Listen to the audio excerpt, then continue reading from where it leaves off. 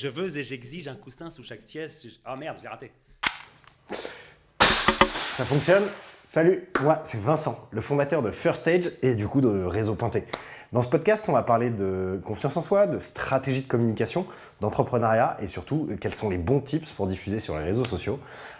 L'idée, c'est d'éviter d'avoir un zéro pointé et d'être bon sur Réseau Pointé. Enchanté. On est bien, mais enchanté également. C'est une belle introduction comme ça. Mais YouTube va le censurer. Ouais, mais c'est pas grave, ça fera bip. Ah ouais.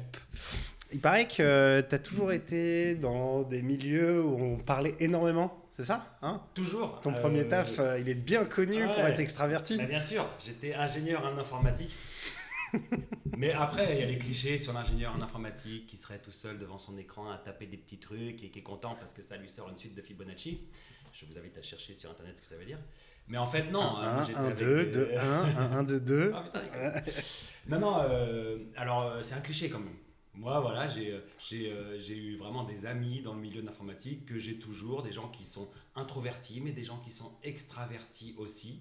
Donc, ne restons pas collés à ce cliché de l'informaticien qui serait vraiment à regarder, à passer sa journée à regarder Star Wars et à faire du code.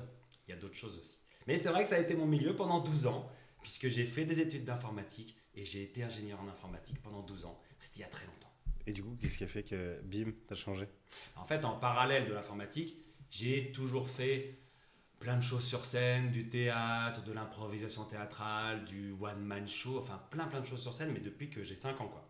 Ok. Et donc, à un moment donné, tu as un parcours de scène, un parcours entreprise, le truc ultra classique et puis le truc ultra original, et à un moment donné, il fallait que je trouve la cohérence là-dedans. Parce que je me disais, ok, je ne vais pas rester jusqu'à 65 ans à faire de l'informatique alors que ce n'est pas ce qui me fait kiffer. Okay. Donc, j'ai rejoint les deux et j'ai dit, ok, j'avais 33 ans à ce moment-là, j'ai rejoint les deux, j'ai dit, ok, je connais le monde de la scène, je connais le monde de l'entreprise, et ben je vais aider les gens à mieux prendre la parole en public, à gagner en impact quand ils prennent la parole en public. Voilà. Ok, cool. Bon. Du coup, ce podcast, il va virer en petit conseil personnel, c'est ça? Tu vas me coacher pour prendre la parole en public. Et ça va intéresser les gens qui vont nous regarder, que je te coach toi particulièrement? Bah, et tu peux coacher n'importe qui en face. Ah d'accord, ok. Tu m'as parlé, enfin, c'est plutôt, j'ai vu sur ton profil LinkedIn, tu avais un feu rouge, jaune, vert, bleu. Je crois qu'il y a une connotation aussi à une façon de parler des personnalités, c'est ça? Alors ça, c'est un modèle qui s'appelle le disque, qui est un modèle à la fois assez simple, et à la fois de plus en plus connu, de plus en plus répandu, pour mieux s'adresser aux autres. Alors on est un peu en dehors de la prise de parole en public, mais ça peut aussi être utile pour la prise de parole en public. On est plutôt dans les relations interpersonnelles 1-1, à se dire, ok, comment est-ce que je vais parler à la personne en face pour réussir à mieux communiquer avec cette personne? Pourquoi? Parce que je suis sûr qu'il t'est déjà arrivé de regarder deux personnes qui parlent ensemble, de les voir manifestement pas d'accord, et de les regarder et de te dire... Attends, mais ils disent la même chose là. Ça nous est tous arrivé. En fait, ils disent la même chose, mais ils ne le disent pas de la même manière. Et ça sert à ça, le disque. Donc le disque, si je te décris le modèle en 20 secondes... Ah bah non, fais-le en 20 minutes, on a le temps. Je décris le modèle en 20 minutes. Allez, c'est parti. On considère que dans la vie, il y a des gens qui sont plus orientés faits. Ce qui les intéresse, c'est les faits. Okay. Et des gens qui sont plus orientés relations. Et puis, on considère aussi qu'il y a des gens qui sont plus agissants et des gens qui sont plus adaptants. Et donc, ça nous décrit 4 profils. D'accord ? Okay. Les gens qui sont plus orientés faits et qui sont agissants, c'est la couleur rouge, c'est le D du disque, c'est le D de la dominance. Ce sont des gens qui sont orientés objectifs, qui ne rentrent pas dans le détail, qui ont besoin que ça aille vite, que ce soit concret. Tu sais, c'est le papa qui va chercher son gamin à l'école et lui fait bon allez hop, on rentre à la maison et pas de téléphone, allez exécution. Et puis tu as les gens qui sont plus orientés relations, mais qui sont aussi des agissants. Et là, c'est le jaune du disque. Le jaune, c'est le I, et c'est le I de influence. Okay. Donc c'est des gens, ils sont agissants mais orientés relations. Donc lui, il va chercher son gamin à l'école et il fait ah, ça a été à l'école aujourd'hui? Alors, dans Posture Mouvement, fais-moi un petit bisou. Allez, on va prendre une glace. Tu dis rien à maman. Hein. Tu vois, ce sont des gens qui sont vraiment orientés dans la relation, dans le ludique, dans le spontané, dans le créatif, dans le moment, dans l'optimisme, tout ça. Et puis, tu as les gens qui sont adaptants et orientés relations. Et là, ce sont des gens pour lesquels ce qui va être le plus important, c'est l'harmonie. C'est le vert du disque et c'est le S de la stabilité. Ce qui est important, c'est l'harmonie dans le groupe, que tout aille bien. Ce sont des gens qui font pas trop de bruit, qui dépassent pas, qui font en sorte que tout le monde s'entende bien. Et lui, il va chercher son gamin à l'école, et puis il fait, ça va, ça a été aujourd'hui à l'école? Chaque fois que je te vois, je me dis, t'as grandi, quoi. Ça va mieux ton petit mal de ventre, t'avais mal au ventre ce matin? On va prendre un bon goûter, et puis ça va être super agréable. Tu vois, c'est l'harmonie, c'est plus calme. Et puis t'as les gens qui sont plus orientés faits, et qui sont adaptants. Et là, c'est le bleu du disque. Ok. Et c'est le C de conformité. Ce sont des gens qui sont très analytiques, qui sont orientés process, qui aiment bien le détail.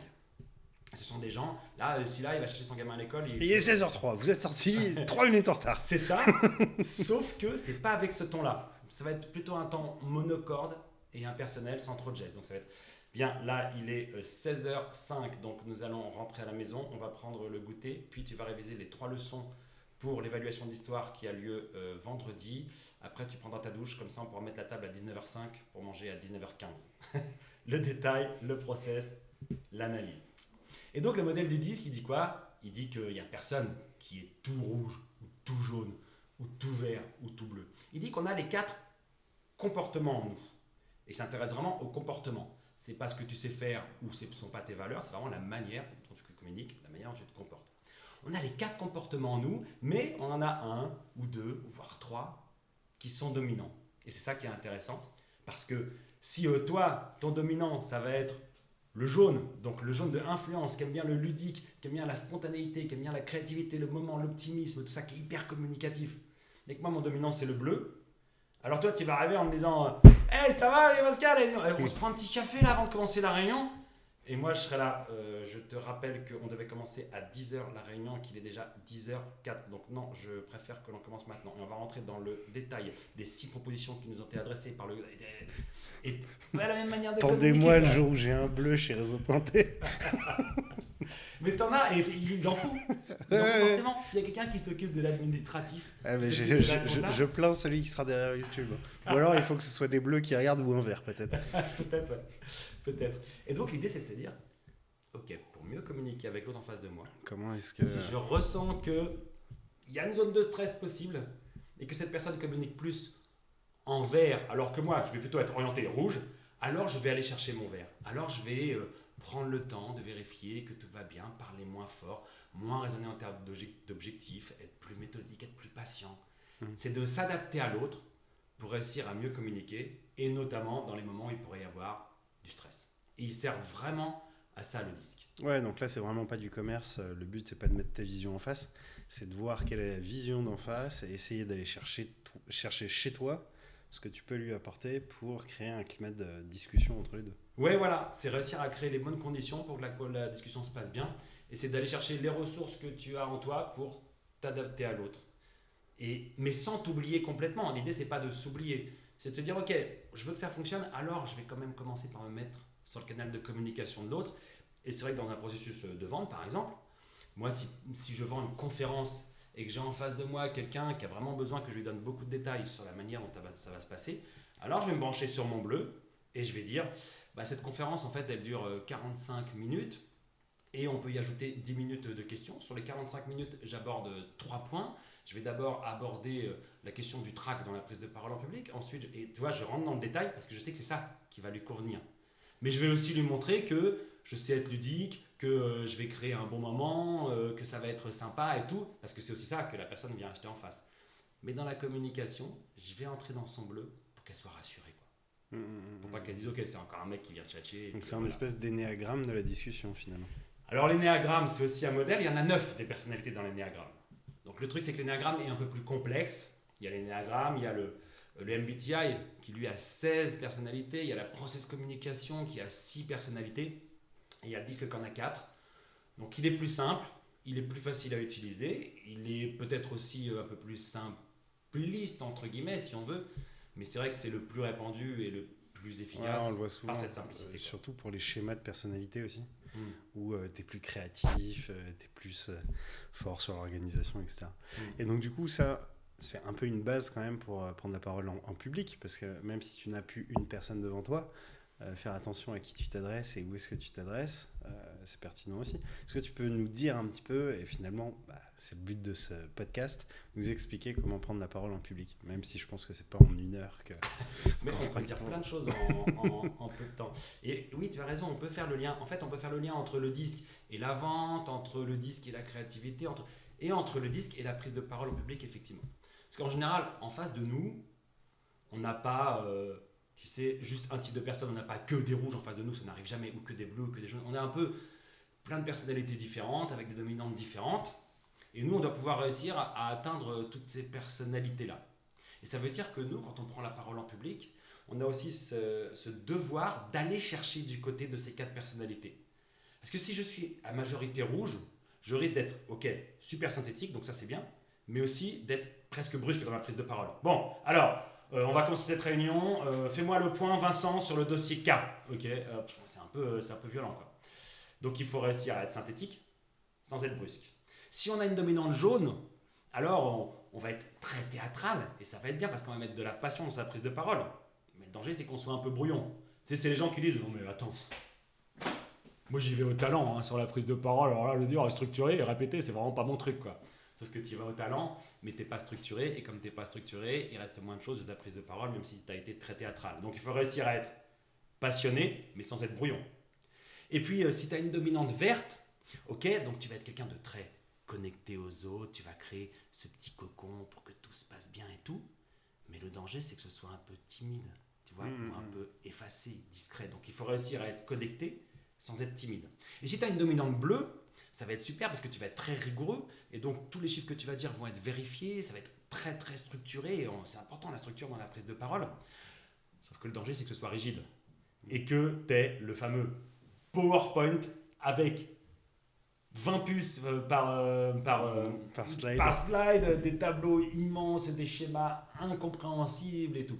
Donc il faut réussir à être rigoureux sans être rigide. Et donc le disque, il est bien utile dans la prise de parole pour réussir à être à la fois synthétique, passionné, connecté et rigoureux, sans être brusque, sans être brouillon, sans être timide et sans être rigide. Ok. Et du coup, bon, c'était la semaine dernière que je prenais la parole, mais demain, pour la prochaine prise de parole, comment est-ce que je peux travailler ça ? Comment est-ce que tu accompagnes les gens ? Alors déjà, on va chercher ce qui fonctionne. Parce que la plupart des gens ont des grandes qualités pour la prise de parole en public. Il y a des gens qui vont savoir faire des silences, il y a des gens qui vont avoir un super ancrage au sol, il y a des gens qui vont avoir une gestuelle géniale qui va bien accompagner le discours, il y a des gens qui vont créer une connexion visuelle super avec l'auditoire. Donc ce qui est super important, c'est déjà de voir ce qui marche bien et de pouvoir capitaliser là-dessus. Il y a des gens qui ont une super belle voix, qui est bien placée, qui est puissante, sans qu'ils aient d'efforts à faire. Et se filmer, c'est super efficace pour ça. Tu te filmes, tu te regardes et déjà tu constates, tu dis « Ah ouais, effectivement, en me regardant, je me rends compte que effectivement, ma gestuelle, elle est super appropriée, elle accompagne bien le discours. » Mais du coup, tu te filmes, pardon, désolé de te couper, parce que ça m'intéresse beaucoup. Je pose plein de questions pour mettre en application. Tu te filmes comme si c'était une conférence ou tu te filmes sur n'importe quoi. Enfin, du coup, l'idéal, c'est de te filmer en faisant la prise de parole que tu vas avoir demain. Okay. L'idéal, c'est même de le faire un jour avant. Donc, tu vas avoir dans 10 jours, tu te filmes en faisant ça. Comme ça, tu te prépares en plus pour ça. Et donc, tu constates tes qualités. Mais tu constates aussi des points d'amélioration. Tu vas constater, par exemple, que tu as des tics de langage. Le tic de langage le plus courant, c'est quoi ? Eh oui, c'est le E et non. Tu sais, c'est quand on parle et qu'on fait. Donc, je viens vous parler de mon entreprise. Donc, c'est une entreprise où on fait de la production audiovisuelle et donc on fait aussi des vidéos où on reçoit des invités qui vont nous parler de leur spécialité. Et comme je ne respire pas, je vais mourir devant vous. Mais on a plein d'autres des tics de langage. Il y a le. Je sais pas, en fait, donc, du coup. Si t'as toujours des gens qui sont super énervés contre les du coup, oh non mais les jeunes font du coup, oh là là là. Et se filmer, mais ça permet de s'en rendre compte. Tu regardes, tu fais, putain la vache. Ah non mais j'ai fait du coup, je l'ai fait 37 fois en 4 minutes, c'est beaucoup. Ouais non mais c'est rigolo ce que tu dis parce que si tu veux te marrer, tu vas sur la démo que j'ai fait de la plateforme First Stage sur notre site internet. Mais j'en peux plus, je la regarde, je suis là. Et c'est quoi le tic de langage que tu as alors ? C'est petit et c'est simple et c'est rapide. Ah oui. Et tu vois, je suis vraiment. Et là, et c'est rapide, et vraiment c'est simple, et j'en peux plus. Tu te regardes, tu fais ah l'enfer. Mais tu après, fais même ce pas sont des gaffe mots sur qui le coup. sont révélateurs aussi de ton côté rouge-jaune, je dirais. Non, c'est peut-être là-dedans que tu t'es reconnu dans la... Un petit mélange des deux. Ouais. Et donc, c'est rapide, c'est efficace, c'est simple, tout ça. Mais effectivement, quand ça devient un tic de langage, c'est embêtant parce qu'on l'a tous fait, ça aussi, en cours.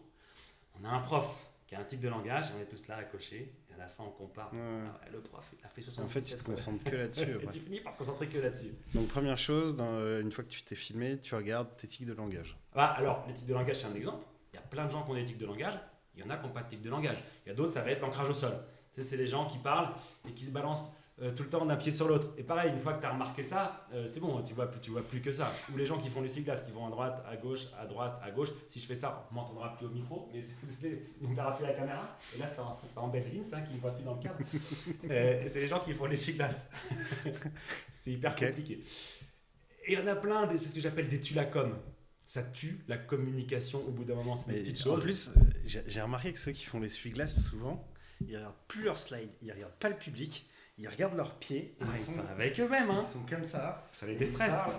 Et en fait, tu regardes le mec, tu fais, mais ton slide est chiant, tu es chiant. Il n'y a rien qui va. C'est incroyable. Mais ouais, souvent, ils sont ancrés dans leur truc. Bah, c'est une manière de se rassurer, de ne pas rentrer en connexion avec l'auditoire, d'être avec des doudous. Les doudous, il y a soi-même, effectivement, il y a sa démarche, par exemple. Il y a le PowerPoint qui est un doudou aussi, hein, tu sais, les gens qui parlent et puis qui montrent les trucs comme ça, hop, hop, hop, qui font Miss ou Mister Météo. Donc ça, c'est parce que les gens fuient le public. Ah mais ouais, c'est une manière de se déconnecter du public et de se connecter au PowerPoint, comme ça, c'est un doudou, et les doudous, c'est fait pour pouvoir baisser les peurs qu'on a, et ça baisse la peur, quoi. Parce que c'est bon, je suis avec mon PowerPoint, il ne peut rien m'arriver, tu vois. Et donc, chacun a les choses qu'il fait bien et les choses qu'il fait moins bien et sur lesquelles il faut s'améliorer. Et ça dépend vraiment des gens. Ça, tu te filmes. Et donc, tu te filmes et tu observes ça. Et tu peux aussi demander le feedback de quelqu'un, un proche. Qu'est-ce qui est bien dans la prise de parole? Qu'est-ce qui est que bien? penses? Et hop, tu notes ça. Et après, moi, quand j'accompagne, on travaille dessus. On dit, par exemple, s'il y a quelqu'un qui est très monocorde, qui va parler et puis qui va parler en ne changeant jamais la variation de la voix, donc du coup c'est hyper plat et le cerveau il aime pas quand il n'y a pas de variation et donc il déconnecte. Là d'ailleurs on vient de perdre 10 000 personnes sur la vidéo juste parce que j'ai été monocorde. Et là j'ai un truc, par exemple, je dis ok, on va enfiler un costume d'orateur pour toi, on va imaginer, mais c'est pour imaginer, tu feras pas ça en vrai, que tu es un prédicateur à l'américaine. Et la personne fait mais t'es sûr, parce que moi je suis informaticien, quoi. Non, tu es un prédicateur à l'américaine pour la formation, là. Et donc, tu vois, les prédicateurs à l'américaine, c'est les mecs qui sont là. I'm the Lord, welcome. Le public est là, yeah, alléluia. Bon, c'est la folie, quoi. Et donc, le mec, il a l'impression qu'il fait le prédicateur à l'américaine. Donc, il a l'impression qu'il fait je suis ingénieur en informatique. Mon métier, c'est de traduire en ligne de code des cahiers des charges. Et il entend tout le monde, alléluia. Sauf qu'en vrai, comme il part de je suis ingénieur en informatique, mon métier. En vrai, il arrive à un milieu. Il arrive à faire je suis ingénieur en informatique. Mon métier, c'est de traduire en ligne de code des cahiers des charges. Il a l'impression de faire un truc dingue. Mais en fait, il arrive à quelque chose qui est parfaitement approprié. Et c'est pour ça que moi, j'aime les formations en groupe. Parce qu'il peut y avoir le feedback des autres qui disent non, c'était vachement bien ce que tu as fait. L'autre, il a l'impression de faire le clown, mais c'était vachement bien. Et quand je disais en warning, non mais on fera ça qu'en formation, tu ne feras pas ça en vrai. En fait, je sais très bien que en fait, ce qu'il faut faire, c'est qu'il le fasse en vrai. En vrai, ouais. Et il faut que le groupe le convainque de ça. Donc, c'est un exemple pour les gens qui sont monotones. Et après, il va y avoir plein d'autres choses. Quelqu'un qui va se tenir, par exemple, vachement en arrière, tu sais, qui n'établit vraiment pas de contact. Je vais dire, imagine que tu es un coach de rugby. C'est le coach de rugby, il va presque au... Ouais, mais moi, je me Thierry sens Guéman, trop en avant. il va presque au contact, tu vois, où il y a une séquence de Aimé Jacquet dans Les yeux dans les bleus, ou Les bleus dans les yeux, je sais pas, enfin, Les yeux dans les bleus, c'est ça. Bon, c'est le documentaire sur la Coupe du Monde 98, où Aimé Jacquet... J'avais 7 ans, prends d'autres références. Ça va, t'aurais pu... J'ai pas le documentaire sur la Coupe du Monde 2022 qui s'est moins bien passé, je te rappelle. Bon. Et donc, Aimé Jacquet, qui était le coach à l'époque, il rassemble les attaquants, il leur fait un discours, et Aimé Jacquet, c'est un super orateur. Il leur fait un discours où il leur parle comme ça, mais il rentre dans leur cerveau. Et là, il regarde Robert Pires dans les yeux, et il lui fait « Muscle ton jeu, Robert !» Muscle ton jeu, Robert, avec cet accent stéphanois. On s'excuse auprès de tous les Stéphanois. Avec cet accent stéphanois qui marche super bien. Et j'ai dit, imagine que tu as Aimé Jacquet qui parle à Robert Pires. Et donc les gens, naturellement, ça va agir sur le corps. Ils vont se mettre plus en avant et ils vont avoir cette volonté d'aller. Donc j'utilise comme ça souvent des alter ego, des personnages pour qu'on puisse élargir son spectre d'oratrice, son spectre d'orateur, en disant je peux aller chercher des trucs que j'avais jamais osé faire. Ça reste moi, mais c'est une version de moi un peu différente. J'ouvre mon spectre d'oratrice, d'orateur. D'ailleurs, on peut le faire par soi-même, je pense, dans l'exercice, une fois qu'on s'est filmé, de prendre un peu des personnes qu'on idolâtre, des séries, et essayer de ressembler pour appuyer dessus. Est-ce qu'il y a des choses, des pistes d'amélioration que tu trouves systématiquement chez tout le monde ? Oui, systématiquement, non, pas systématiquement, mais il y a des choses qu'on retrouve assez souvent. Le tic de langage, c'est un grand classique, parce qu'on a peur des silences. Là, j'aime bien m'appuyer sur Jean-Claude Van Damme. Jean-Claude Van Damme, c'est un mec qui dit des choses, on ne comprend jamais ce qu'il dit, on est d'accord ? Lui non plus d'ailleurs. Sauf que tu écoutes Jean-Claude Van Damme, tu es suspendu à ses lèvres. Pourquoi ? Parce qu'il utilise vachement bien les silences. Jean-Claude Van Damme, il va te dire « Ok, les silences, ça sert à 3 choses. 3 things. First, ça te permet de te rappeler ce que tu vas dire après. Ok. Second, ça permet aux gens de comprendre ce que tu viens de dire. Et third, ça permet à tout le monde de rester aware. Focus. Alors c'est aware le mot de Jean-Claude Van Damme. Et c'est vrai que les silences, c'est hyper puissant. Donc travailler les silences pour remplacer les tics de langage, c'est hyper classique. Et un des grands classiques aussi que j'ai cité tout à l'heure, c'est le fait de ne pas rester stable sur ses pieds et de danser. C'est une manière de décharger son surplus d'énergie et on passe d'un pied sur l'autre. Donc là, on travaille l'ancrage au sol en disant tes pieds, c'est comme s'ils étaient collés, comme si tu étais un arbre collé au sol et on travaille là-dessus. Et des fois, les gens se sentent un peu bloqués, mais ils comprennent qu'en fait, c'est mieux, notamment quand on les filme. Et puis pendant la nuit, d'un jour sur l'autre, ça travaille, le lendemain, ils savent le faire, ça s'est intégré. Ce sont des automatismes en fait qu'il faut réussir à intégrer, comme quand tu as appris à conduire. Je ne sais pas si tu te rappelles ta première leçon de conduite. C'est des trucs où tu fais 1 heure de conduite et tu ressors épuisé, quoi. Mais celui que j'adore sur les prises de parole, c'est Mike Horn, sur ses positionnements et les mouvements qu'il a sur scène. Ah oui, alors j'ai pas trop en tête, je vois qui c'est, mais c'est vrai que j'ai pas trop en tête ses prises de parole. Il se déplace beaucoup et il arrive dans une... Alors après, j'ai jamais été dans une pièce en face de lui, mais tu as l'impression qu'il te fait plein de petits groupes. Ah oui. Et en fait, il va aller dans une direction, se rapprocher, tendre la main, et c'est jamais dans la même direction, pareil le regard, et il te fait plein de petits... T'as l'impression plein de petits groupes et qui t'identifient, tu vois, qui te regroupent, et tous ces mouvements sont extrêmement stables par rapport à ce que tu disais justement comme ça. Ouais. Le mec, tu sens que, tu vois, c'est des appuis. Il est ancré. Ouais. Il est ancré. Il y a vraiment quelque chose. Et il sait s'adresser à chacun, en fait. C'est ça que j'entends aussi, c'est qu'il arrive à faire en sorte que...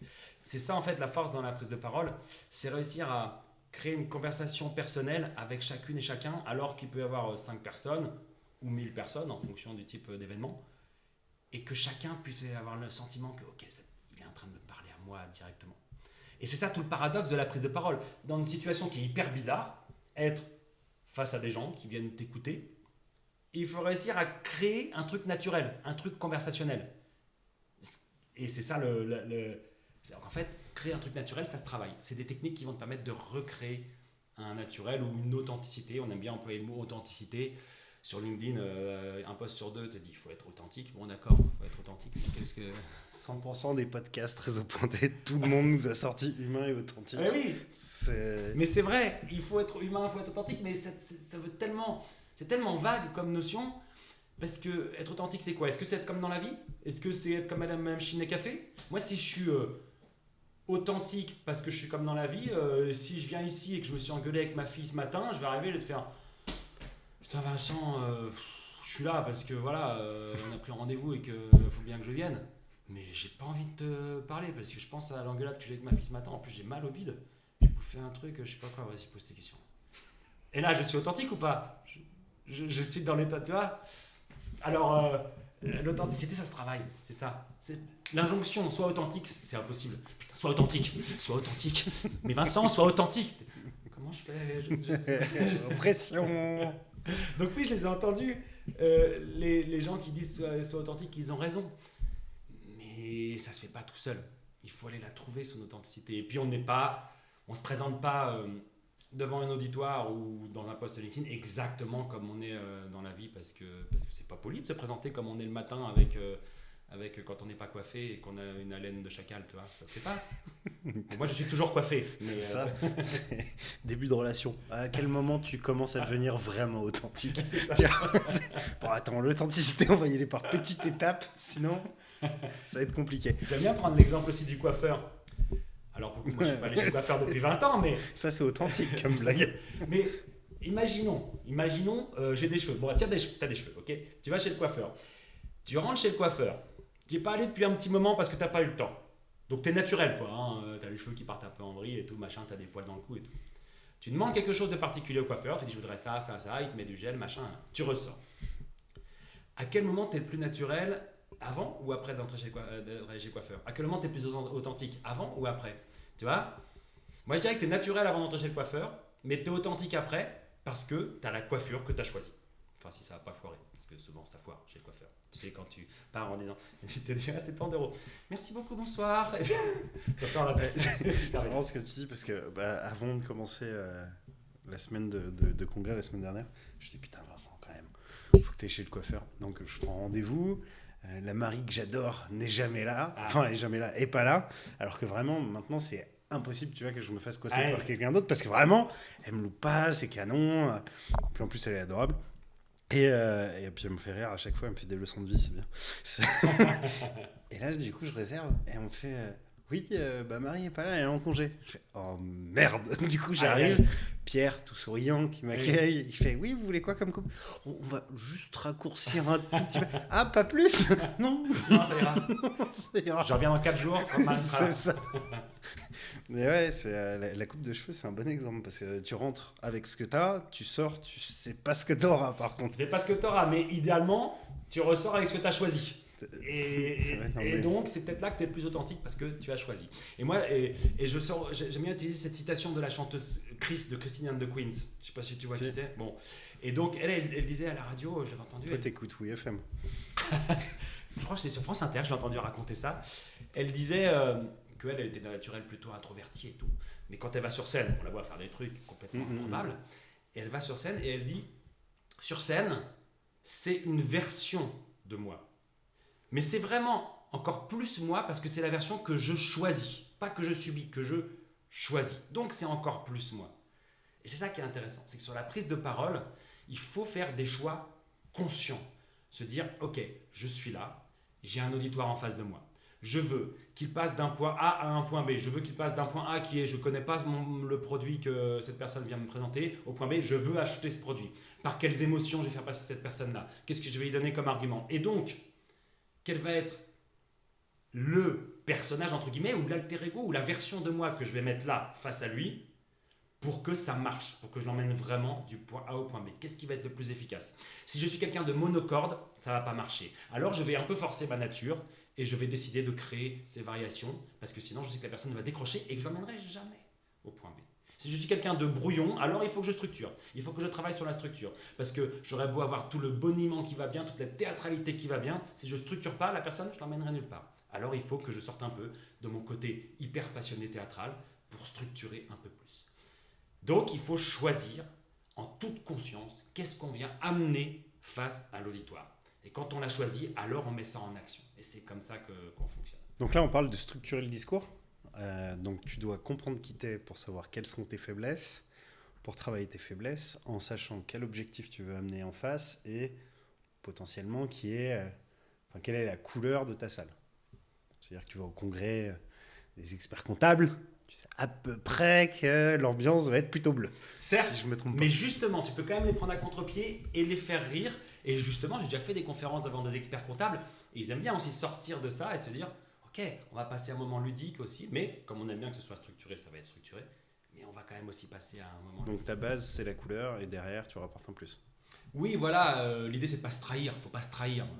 Tu arrives et tu sauras quand même mieux faire si tu vas chercher quel est ton vrai moteur, mais tu vas choisir la version qui va être la plus appropriée à ce moment, à cet instant T, à ce moment-là. Ok. Et donc la structure, tu voulais parler de la structure, c'était ça le mot-clé. Yes, mais avant j'ai une question. Ah, attends, ouais, d'accord. Parce que la structure, c'est le moment où tu passes à la suite. Après, effectivement, on peut parler de sa structure avant, mais en tout cas, il y a une question que j'aimerais bien aborder parce que tu la retrouves aussi sur les réseaux sociaux, aussi devant une vidéo, c'est le stress. C'est-à-dire que tu peux avoir préparé mais tout ce que tu veux du monde, tu arrives devant et là, tu flippes parce que y a plein de gens, parce que même s'il n'y en a que 20, tu n'as jamais fait cet exercice, tu te sens pas légitime, tu te dis putain, mais qu'est-ce qu'ils vont penser de moi? Et si je foire, il va y avoir énormément de conséquences. Et en fait, tu te retrouves à tellement t'auto-détruire que tu n'oses pas y aller et tu fais de la merde. Donc ça, je pense que tu dois avoir 2-3 petits tips pour aider les gens aussi dessus. Donc soit tu veux qu'on en parle maintenant, soit on en parle après à l'écriture du son. Maintenant, on est foufou. Des tips, mais il y en a des milliers, quoi. Il y a des gens qui vont t'apprendre la cohérence cardiaque, donc il s'agit de respirer d'une certaine manière. Il y a des gens qui vont t'apprendre la visualisation, donc de visualiser la réussite de ta prise de parole. Il y a plein de tips comme ça. Pour moi, ça reste quand même un petit peu des rustines, notamment parce qu'il n'y a aucun tips qui est universel. Il y a un exemple qui est assez frappant, c'est Jean-Paul Belmondo et Alain Delon jouaient dans le même film, je ne sais plus comment il s'appelle le film, et le réalisateur racontait cette histoire. Il disait qu'ils avaient vraiment 2 façons très différentes de se concentrer avant de tourner une scène. Okay. Alain Delon, il était du genre à se recentrer sur lui-même, personne ne doit lui parler. Alain Delon se concentre. Chut, ne parlez pas. Et Belmondo, lui, c'était le contraire. Tu vois, avant une scène, il avait besoin d'aller voir les gens, de plaisanter un peu avec tout le monde, de faire des blagues, de boxer un petit peu. Tu vois, il avait besoin de rentrer en contact. Et quand je fais le sondage dans une salle, une grande salle, et je dis qui est plus Belmondo, qui est plus Delon, c'est vraiment moite-moite. À chaque fois, c'est moite-moite. Okay. Donc, tu vois, celui qui arriverait et dirait il est super important avant une prise de parole, de s'isoler, de respirer profondément, il aurait faux pour la moitié des gens qui ont moi, plus besoin de ouf. Ben voilà. Parce que toi, t'es rouge jaune. Là, tu vois, par exemple, pour la prise de parole, on était sur un salon, il y avait un stand. Putain, mais j'ai tout fait pour ramener le plus de gens. Parce qu'en fait, le fait de voir que tu plais, les gens t'écoutent, que ce que tu dis, c'est pertinent et tout, t'arrives, allez, ça te ressource, maintenant toi. Que j'en ai fait 1 contre 1, on va faire 200 contre 1. Ah oui. Et moi, je sais que c'est ce qui me c'est ça qui te ressource. Mais d'autres, ça va pas être ça. Tu me mets dans un coin. Wow.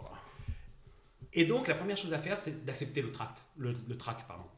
Tout le monde a le trac. C'est parfaitement normal d'avoir le trac. Et d'ailleurs, c'est un truc qui existait à la préhistoire pour que, quand on se retrouve face à un mammouth, on soit capable de réagir comme il faut. On a le trac, donc une montée d'adrénaline, et on peut fight, tu vois, combattre ou fuir. Et réagir hyper vite, quoi. Et là, quand tu es face à un mammouth, tu cours le 100 mètres en moins de 9 secondes 58, grâce à l'adrénaline. Donc, blam. Donc le trac, il est là pour nous aider. C'est l'évolution qu'il a conservée. Donc merci nos ancêtres d'avoir eu ce trac et de l'avoir conservé. Donc il est là pour nous aider. La deuxième chose, c'est que c'est la pratique et l'entraînement qui vont te sauver du trac. Souvent, on se prépare mal pour une prise de parole. On se dit, bon, j'ai une prise de parole, alors bon, j'apprends ce que j'ai à dire, je vais revoir. Et je revois. Ah, j'ai des slides, ok, je vais revoir mes slides. Mais ce qu'il faut, c'est que si tu as une prise de parole importante, il faut que 2 semaines avant, ton discours il soit prêt, que tout soit prêt, et que tu passes 2 semaines à répéter dans les conditions les plus proches possibles des conditions réelles. C'est ça qui va fonctionner. C'est parce que tu auras laissé le moins de choses au hasard que ton trac il sera toujours là, mais il ne va pas te submerger.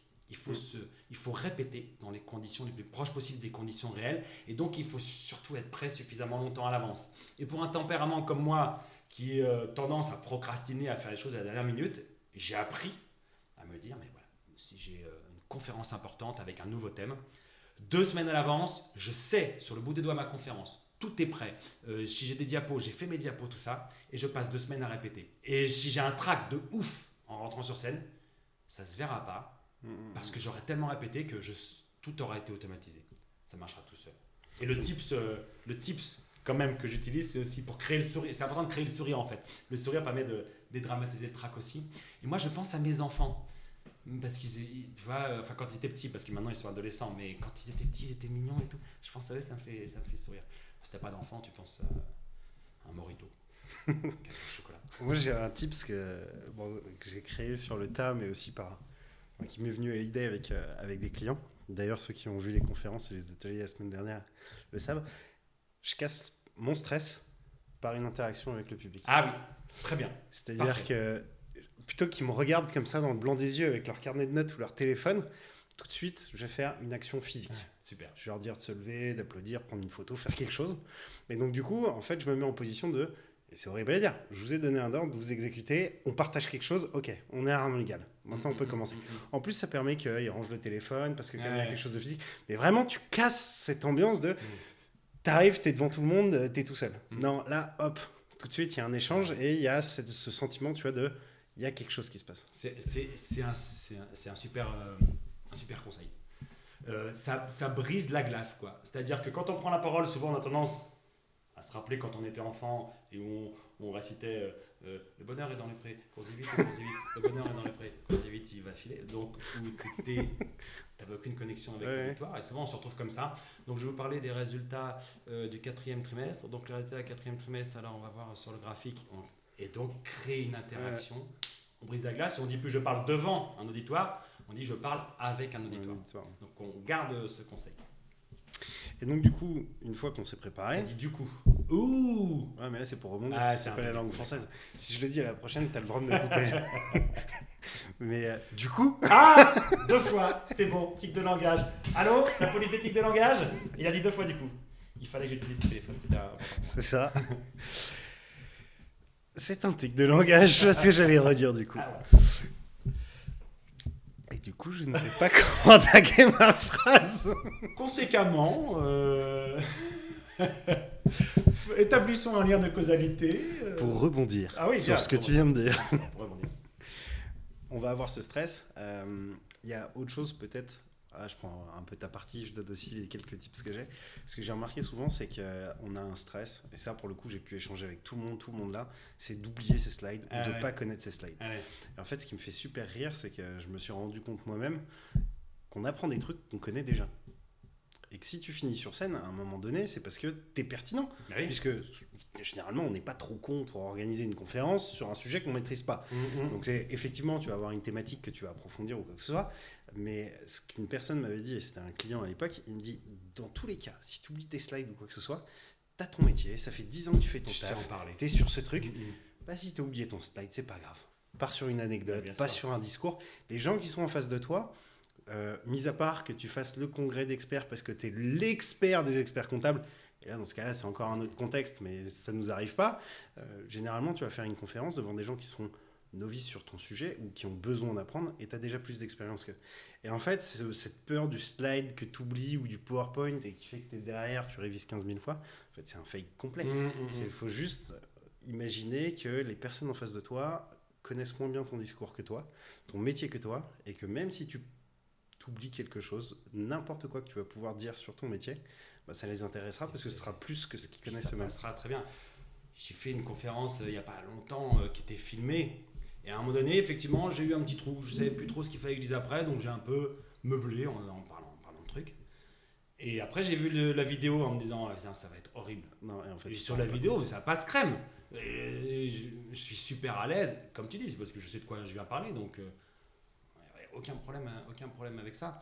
Et si on a vraiment un trou et qu'on ne sait pas s'en sortir, le mieux c'est de dédramatiser. Ouais, et puis t'hésites pas à le dire. Hein. Ouais, franchement, les gens sont bienveillants. Tu dis, je suis désolé, je sais plus ce que je dois dire là, mais je vais retrouver. Parlez entre vous. Vous voulez un sujet de quoi? La météo. Parlez de la météo entre vous. Je suis là. Ah bah voilà, oui. Donc je voulais revenir sur. Et puis et tout se casse la gueule. Oh les mains. Oh la vache. Sens de l'improvisation. Il fait super peur le Il y a des déco qui se barrent. Ouais, c'est Duck Hunt. C'est quoi? Duck Hunt sur Nintendo NES. T'as jamais joué? Non, je suis désolé. Ah, pourtant, tu devais avoir 20 ans quand c'est sorti. Bah écoute, tu vois, je suis désolé, je suis pas très joueur. Mais oui, non, le public, il est super bienveillant. En fait, il y a un effet qui est incroyable, c'est que les gens qui te voient sur scène, tous se mettent aussi dans ta position en disant « Ah putain, lui... » Il y a un petit côté, tu sais, il fait quelque chose que j'ai du mal à faire. Mais bien sûr. Et quand tu leur dis ouais, là j'ai perdu mon truc ou ça merde ou quoi que ce soit, le nombre de fois où je suis monté sur scène, où il m'est arrivé une merde, et tu le dis en rigolant, et les gens dans la salle rigolent. Mais bien sûr. T'es là, tu fais... Alors que si tu le disais en disant je suis désolé, je sais plus ce que je dois dire. Et là, le malaise serait contagieux. Ouais, les émotions sont contagieuses. Donc si tu as une émotion de malaise, elle est contagieuse. Si tu as une émotion de rire, elle est contagieuse aussi et ça passe. Donc dédramatiser. Mais c'est facile à dire, hein. Ouais, c'est plus Et compliqué quand on sur est sur place. scène, c'est plus compliqué. Et c'est la pratique qui aide. Il n'y a pas de magie, quoi. C'est le fait de faire 5, 10, 15, 20 interventions. Toi, tu dis qu'après- que tu commences, enfin, tu connais ton discours parfaitement 2 semaines avant. Pendant 2 semaines, tu dis qu'il faut pratiquer, mais comment tu pratiques au plus proche de ton public? Je prends typiquement, tu vois, quelqu'un qui est auto-entrepreneur ou un jeune qui vient de monter sa boîte, enfin un jeune ou un senior, un jeune entrepreneur, il est tout seul ou alors il a peut-être 4 ou 5 collaborateurs. Ouais. À quel moment tu te Tu retrouves te avec mets les dans mêmes- ton salon, tu pousses les meubles, tu te crées un espace, tu imagines qu'il y a des gens où tu mets des peluches, si tu veux, et tu le fais en te disant à l'avance, je ne vais pas m'arrêter. Même si j'ai un problème, je ne m'arrête pas, je vais au bout, je le fais jusqu'au bout comme s'il y avait vraiment des gens. Le mieux, c'est effectivement d'avoir des vrais gens. Hein. On peut avoir de la famille, des collègues, machin, tout ça. Mais s'il n'y a personne sous la main, on peut le faire. On peut peut-être se sentir un peu gêné de se dire, oui, mais je ne vais pas parler devant personne. Mais il faut le faire quand même. Et dans ce cas-là, mets une caméra. Comme ça, il y aura une caméra. C'est déjà ça. Mais il faut le faire. Et la plupart des gens ne le font pas. La plupart des gens pensent que travailler sa prise de parole avant, c'est vraiment réviser comme on révisait sa leçon de SVT quand on était gamin, en apprenant, en rabâchant. Non, travailler la prise de parole, c'est prendre la parole. C'est parler. Devant des gens ou sans qu'il y ait personne, mais il faut le faire. Par rapport à ce que tu dis, à moindre échelle, il y a quelque chose que je fais et qui m'a permis justement d'être moins mal à l'aise avec le track. Et d'en parler, c'est la respiration. La respiration sur scène, c'est super important. Et quelque chose que j'ai très vite découvert, c'est de relire les prêses que tu fais, mais de les écrire de la façon dont tu parles, pas de les écrire de la façon dont tu écris, pour voir en fait si déjà tes phrases elles sont tenables avec le stress et la respiration. Parce que quand tu es posé, tu es bien oxygéné. Quand tu vas être sur scène, tu es un peu stressé, tu bouges, tu vas avoir une phrase, si c'est une périphrase, mais tu crèves et derrière, tu as le stress qui reprend parce que tu respires pas et tu suffoques. Donc déjà, vraiment, il y a un tip, c'est lire ses phrases à haute voix, faire tout son discours, comme tu dis, à haute voix et voir si ça passe.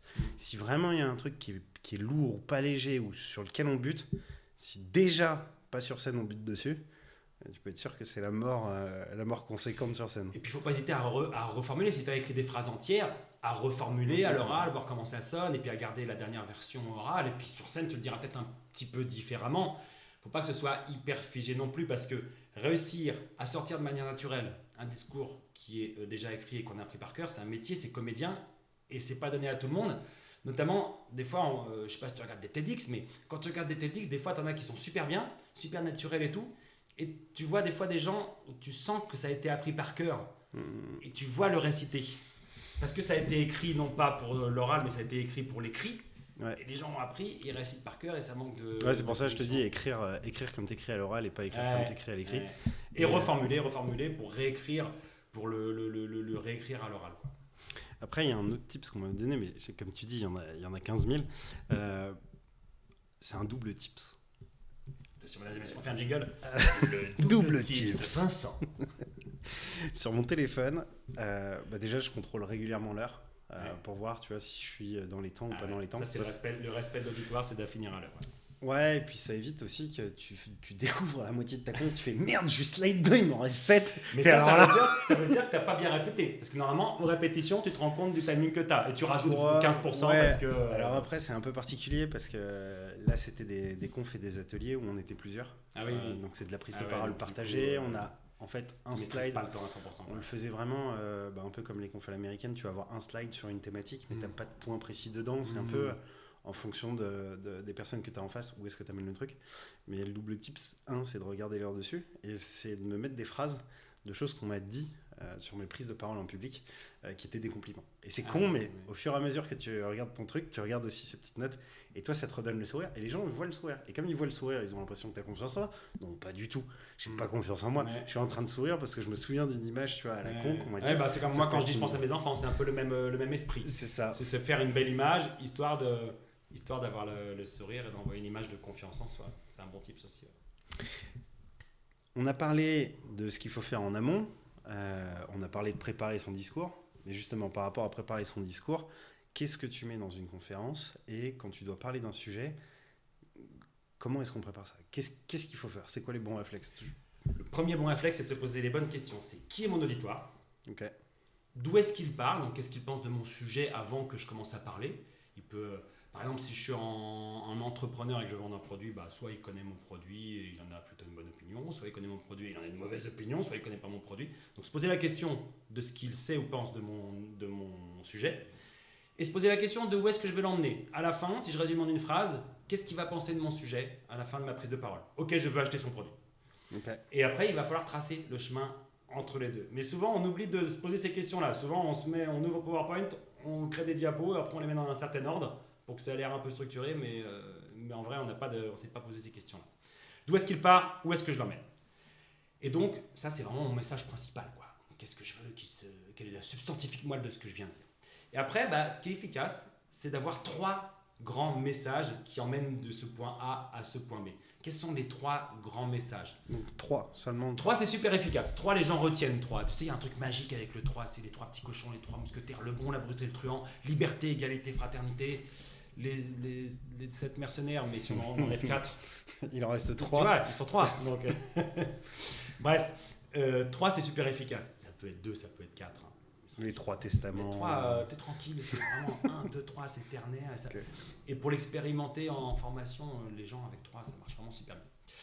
J'ai mes messages. Et ce sont les messages qui sont importants. Et après, si je veux donner des informations, il faut toujours qu'ils soient au service de ces messages. Donc je ne viens jamais donner des informations. Je viens livrer des messages et je viens mettre des informations au service de ce message. Ce qui permet de faire ton deuil, tu sais, de ces informations que tu aimes bien dire, mais qui servent à rien. Mais qui servent à rien, qui servent pas à ton message, qui alourdissent. C'est comme un réalisateur de film qui va tourner une super scène où les comédiens ont été exceptionnels et on est fiers de cette scène. Ouais, elle sert à rien dans le film. Ouais. Alors il faut la couper au montage. C'est un sacrifice, il faut faire son deuil de ça. Donc c'est pareil, c'est les gens qui donnent trop d'informations parce qu'ils disent oui mais c'est important cette information-là. Non, c'est pas important. À la limite tu peux dire vous trouverez toutes les informations dans le document que je vous enverrai à l'issue de la présentation. Comme ça les gens ils sont rassurés, ils les auront. Mais dans la présentation, c'est de l'oral, il y a un temps donné, alors c'est des messages et les informations viennent au soutien des messages. Et déjà là, tu as déjà ta structure. Après, tu trouves une accroche qui donne vraiment envie d'écouter la suite. Tu vois, un chiffre un peu marquant, une promesse. Ça, c'est un peu lié à la couleur finalement de la personne et de ton discours. Ouais. Le chiffre, c'est un peu pour le bleu quand même. Ça dépend, ça peut capter l'attention. Si j'arrive et je te dis 98% des gens ont peur de prendre la parole en public. Voilà, ça a marqué tout le monde. Hein.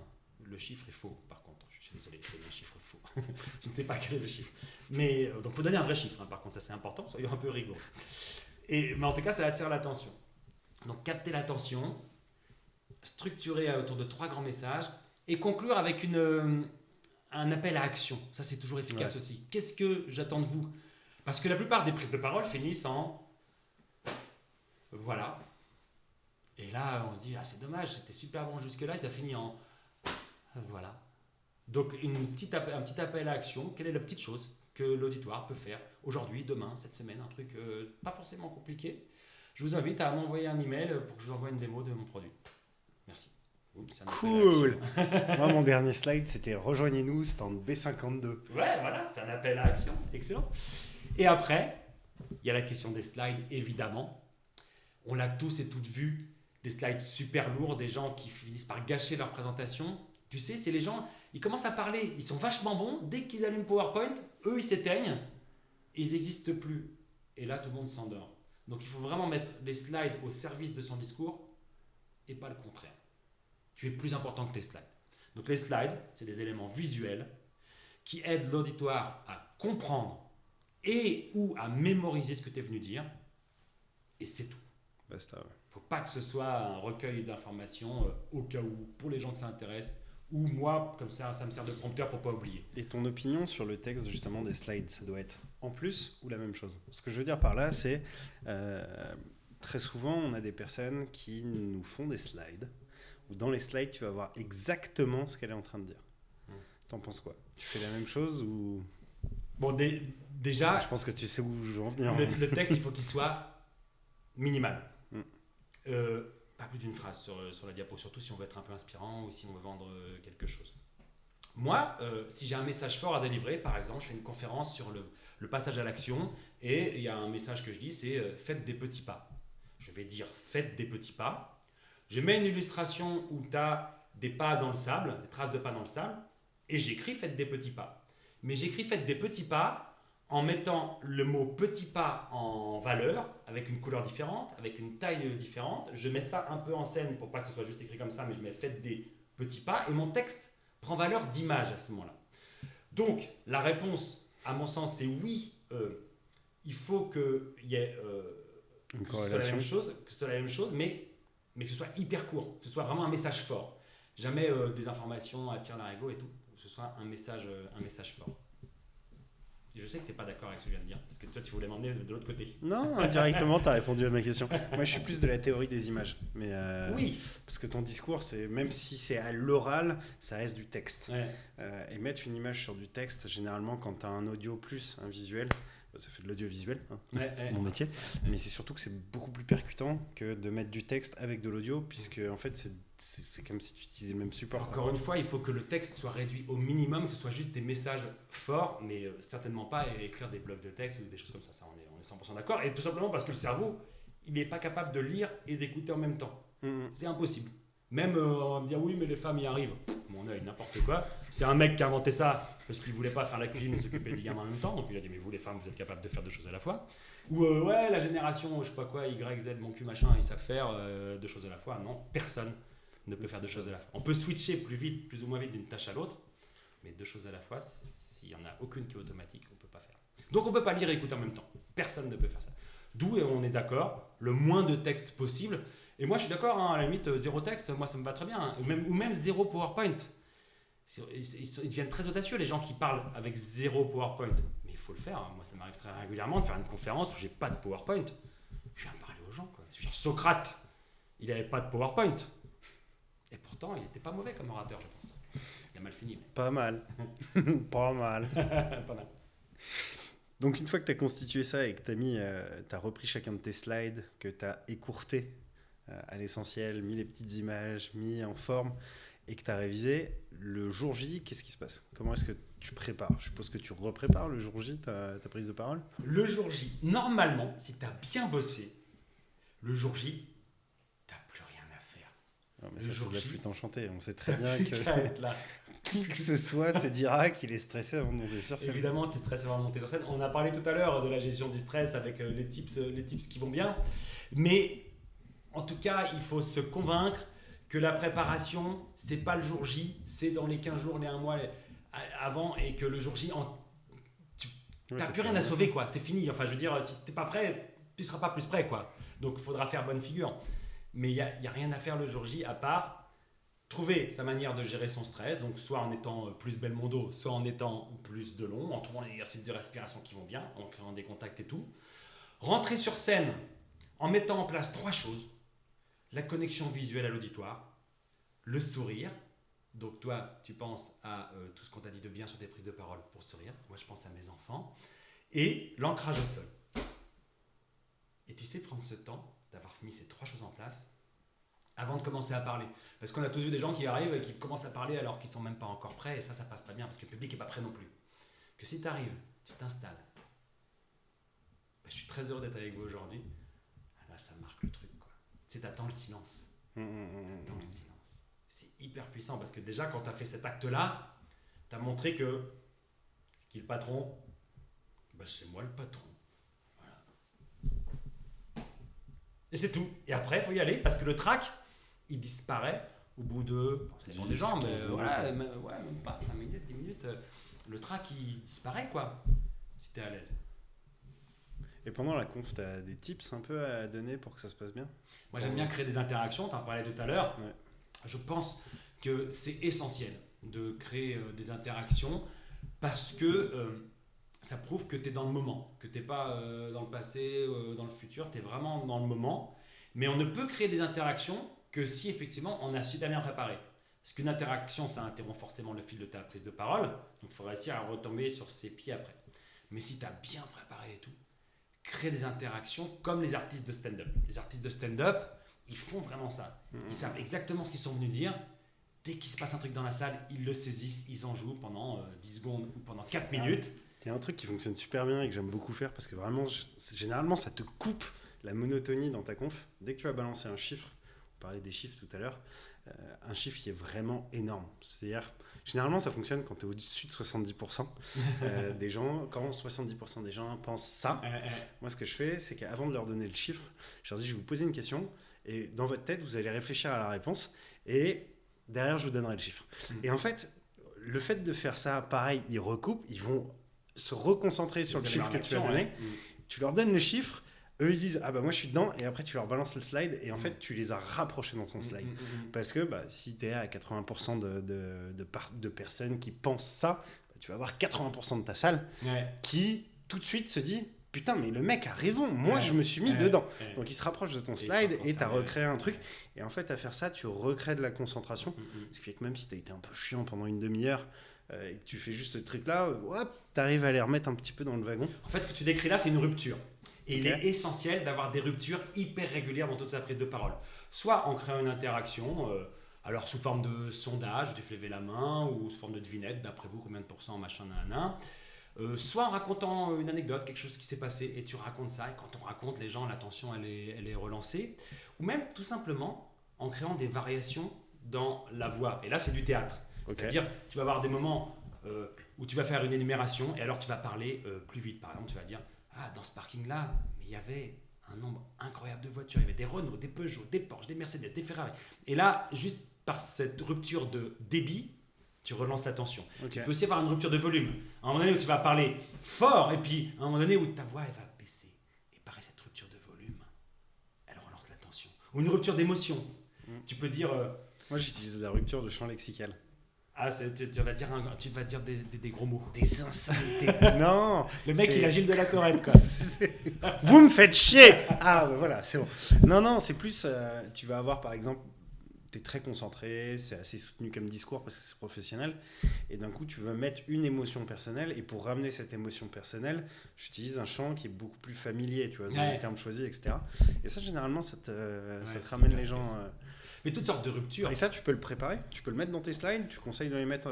Alors, pas l'écrire sur un slide, tu vas pas... Non, pas l'écrire sur le slide, je pensais plus aux notes que toi, tu as. Ah oui, parce que si tu fais une même présentation plusieurs fois, tu vas te rendre compte que certaines choses que tu as improvisées fonctionnent. Et là, après, c'est plus des improvisations, tu les remets dedans. Moi, quand je fais une conférence, systématiquement, je m'enregistre. Je m'enregistre, je réécoute et je fais « Oh voilà, j'ai sorti une bonne vanne !» Je vais l'intégrer. Il ne faut pas se dire « Je m'en souviendrai », il faut vraiment t'enregistrer, quoi. Tu la notes après et tu l'intègres la fois suivante. Et ton discours s'enrichit au fur et à mesure de ces improvisations qui finissent par faire partie du texte et c'est super efficace. Ok. Et donc du coup, aujourd'hui, on est là... Du coup... J'ai rien dit, hein. Alors, la police d'éthique, ça fait 3 fois quand même, là. Non, mais je pense qu'il faut venir, là. Hein. On est dans le 15e. Voilà, merci. L'enfer. C'est là où tu te dis que dès que tu retires un mot que tu utilises tout le temps, tu te sens pauvre et con sur tes réflexes pour reprendre la parole. On parlait de la prise de parole en conférence, en public, mais on s'est dit aussi que souvent il y avait les mêmes problèmes sur la prise de parole en vidéo, devant une caméra. Et moi du coup, pourquoi est-ce qu'on en est venu à ce sujet-là ? C'est parce que ça fait 11 ans qu'on a une agence audiovisuelle et le nombre de fois où on a interviewé des grands patrons qui ont des centaines de collaborateurs, qui font des conférences à tout va, devant tout le monde, on les met devant 3 personnes, le cadreur, le chef de projet, potentiellement la personne en charge de la com, on met le petit voyant rouge sur la caméra et là, il n'y a plus personne. C'est-à-dire qu'en fait, là, on se retrouve avec l'effet inverse, c'est-à-dire que comme il n'y a personne à qui la personne parle en face, alors je ne sais pas si c'est les spots ou quoi que ce soit, toi tu dois avoir, je pense... des idées sur le pourquoi du comment et des tips et conseils à donner, mais comment est-ce que tu préparerais un discours devant une caméra ? Alors, le problème, encore une fois, c'est le manque d'habitude. Hein. C'est quand tu es dans un truc nouveau, la première fois que tu fais du parachute, tu t'en fais pas bien, quoi. Enfin, j'ai jamais fait de parachute, d'ailleurs. Mais j'imagine. Ou si tu as 4 entretiens d'embauche dans la semaine, le premier entretien, c'est toujours hyper dur. Mais au 4e, tu es super rodé. Donc déjà, il y a l'habitude. Et après, le problème, c'est que quand tu parles à une caméra, tu ne parles pas à un être humain, tu parles à une caméra. Une caméra, c'est hyper impersonnel. C'est une caméra, quoi. Et donc, il faut réussir à faire une sorte de changement d'état d'esprit en se disant que, en imaginant les personnes qui sont derrière la caméra. C'est-à-dire que rien que dire, ok, vous allez dire bonjour à la caméra. Bonjour. Bah non, là tu parles à une caméra, tu parles pas à un être humain. Ok, on va dire bonjour à un être humain. Bonjour. Ok, d'accord, très bien. Alors, parlez-nous de votre entreprise. Bon, bah, mon entreprise, c'est une entreprise qui a 42 000 collaborateurs. Ok, c'est chiant, ça marche pas du tout. Par contre, si on pose une question du genre, racontez-moi ce qui vous plaît dans votre entreprise. Déjà, tu racontes un point de vue, plutôt que juste décrire l'entreprise. Et il faut vraiment lui poser la question, en fait, que tu couperas au montage après, mais tu lui dis... alors, vas-y, tiens, imaginons que moi je suis un grand patron du CAC 40, j'ai 42 000 personnes et tout. Et demande-moi qu'est-ce qui me plaît dans mon entreprise. Qu'est-ce qui vous plaît dans votre entreprise? Bah, mon entreprise, ce qui est génial, c'est que c'est une entreprise où il y a une vraie communauté. C'est-à-dire que les gens, c'est pas juste des numéros, c'est pas juste un truc impersonnel, ce sont des gens qui créent des projets ensemble. Il y a toutes sortes de projets. Et donc, en fait, tu m'as posé la question. Donc je me suis mis en mode je réponds à une question. Pas en mode je viens donner des informations, mais en mode je réponds à une question. Et c'est ça qu'il faut aller faire déjà avec eux. Ouais, mais même là-dessus, je te promets, on a des gens qui bug, qui sont devant la caméra en mode... Ouais. Alors après, il faut peut-être changer de truc et se dire que ok, ça va être une interview. En fait, ils sont stressés par le fait d'avoir une caméra, le fait de parler devant des gens sur quelque chose. Enfin, j'ai vraiment l'impression que le syndrome, c'est encore une fois ce syndrome de est-ce que je suis pertinent sur ce que je dis? Oui. Parce que la personne, quand elle taffe super bien. Alors, normalement, quand tu lui poses la question, elle devrait savoir qu'elle taffe super bien et répondre. Mais non, il n'y a plus personne. Non, mais il y a aussi un environnement qui n'est pas habituel. Parce que tu dis, t'as raison, il y a les lumières, la caméra, c'est un environnement qui n'est pas habituel. S'ils ne sont pas habitués à cet environnement, ils vont forcément être empruntés, ils ne vont forcément pas savoir comment faire. Donc ça veut dire que il faut aussi se dire que ça ne va pas marcher du premier coup, que peut-être on va passer une demi-heure à travailler sur la même question, qu'on va revenir sur autre chose, qu'on va aller prendre un café, qu'on va revenir. Le tout, c'est de réussir à les mettre à l'aise parce qu'ils ne sont pas à l'aise. Et il faut accepter que ça prend du temps, quoi. Il faut accepter que ça prend du temps. Et peut-être aussi qu'il faut se dire, ok, ils ne vont pas parler face caméra, mais comme dans une interview journalistique, ils vont parler à la personne qui pose les questions et on va réussir à faire en sorte qu'ils oublient la caméra. Mais si ce n'est pas le programme, c'est pas le programme. Ça marche pas super bien, ça. Généralement, on dit on verra en post-prod et puis il tire la gueule. Ok. Après, chaque personne est différente, donc il faut trouver quel est le chemin qui va correspondre à cette personne. On revient à la question des couleurs. Si je suis face à quelqu'un qui a un côté très très jaune et puis qui devant la caméra se fiche parce qu'il a super peur, alors je vais dédramatiser, alors je vais faire des blagues, alors je vais proposer un café, tout ça, et au bout d'un moment, on aura réussi à décoincer la personne et à faire en sorte qu'elle soit naturelle devant la caméra, parce que son naturel va être bien pour la caméra, puisqu'il y a un côté ludique, spontané, créatif. Voilà. Si c'est une personne qui a une dominante bleue, ça va être plus compliqué, parce que la personne qui a une dominante bleue, naturellement, elle va être assez figée, à donner beaucoup d'informations, donc l'exercice de la caméra va l'inciter à faire ça encore plus. Donc il va falloir aller chercher le bon chemin, mais chaque cas est différent.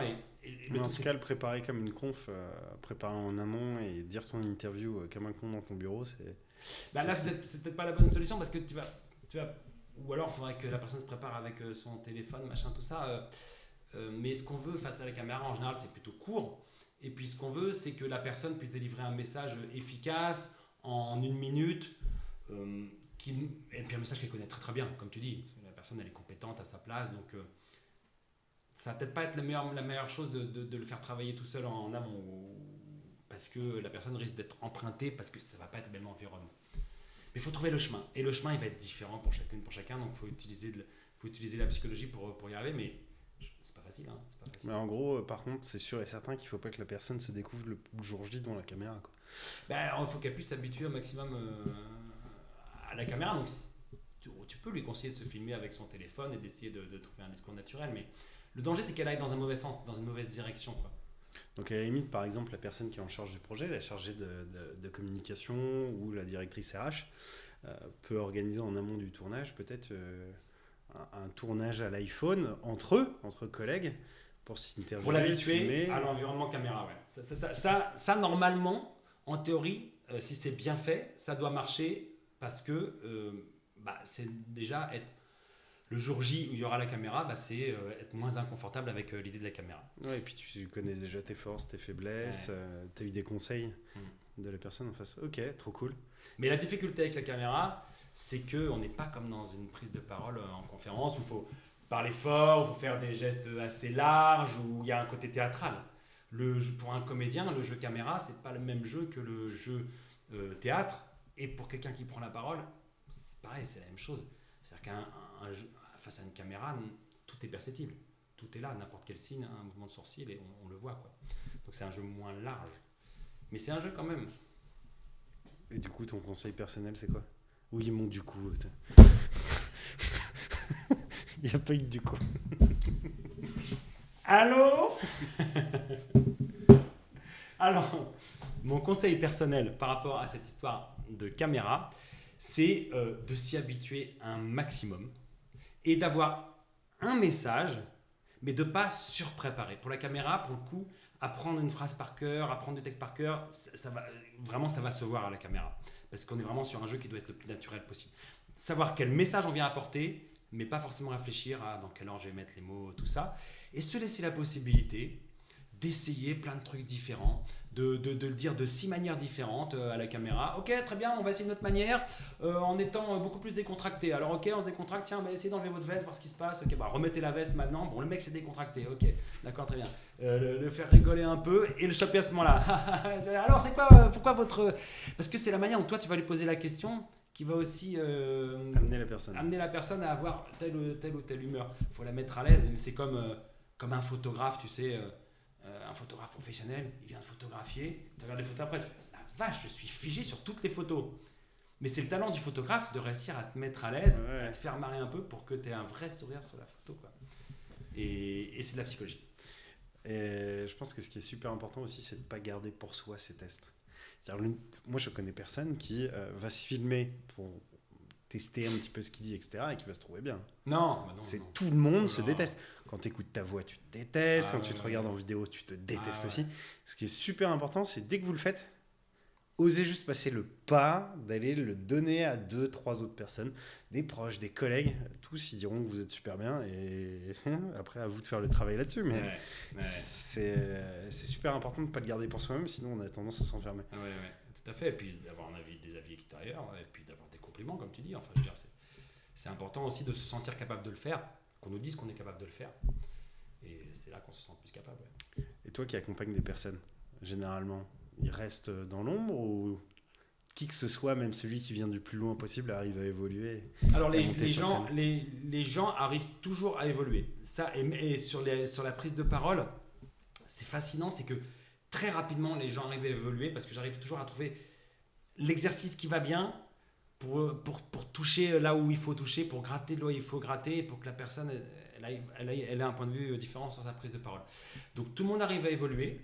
Les gens qui arrivent le plus à évoluer, c'est ceux qui sont volontaires pour être là, parce que tu sais, des fois dans les formations, t'as des gens, on les a obligés à être là. Donc il y a un peu plus de chemin à faire, parce que déjà, il faut les séduire, entre guillemets, qu'ils puissent se dire bon, d'accord, ok, ça me fait chier, Catherine. C'est plutôt cool, je vais quand même essayer de faire un effort. Mais ça ne m'est jamais arrivé, après 2 jours de formation, d'avoir quelqu'un qui n'a pas bougé. Jamais. Les gens ont toujours bougé. Et après, ce qui est intéressant aussi, c'est de revoir les gens, de croiser les gens un peu par hasard, peut-être 1 mois après, 6 mois après, 2 ans après, 3 ans après. Et ils te disent, ok, alors la formation, j'ai pu garder ça. J'ai pu garder ça et j'ai pu mettre ça en pratique et ça marche super bien. Et en général, ils n'ont pas pu tout garder parce qu'une formation, c'est éphémère, c'est 2 jours. Mais il y a toujours au moins un truc qu'ils ont pu garder, mettre en pratique et continuer à faire vivre. C'est ça qui est génial. Donc tout le monde peut évoluer sur la prise de parole. Oui, parce qu'il n'y a rien qui empêche physiquement d'être bon en prise de parole. Merci. Avec plaisir.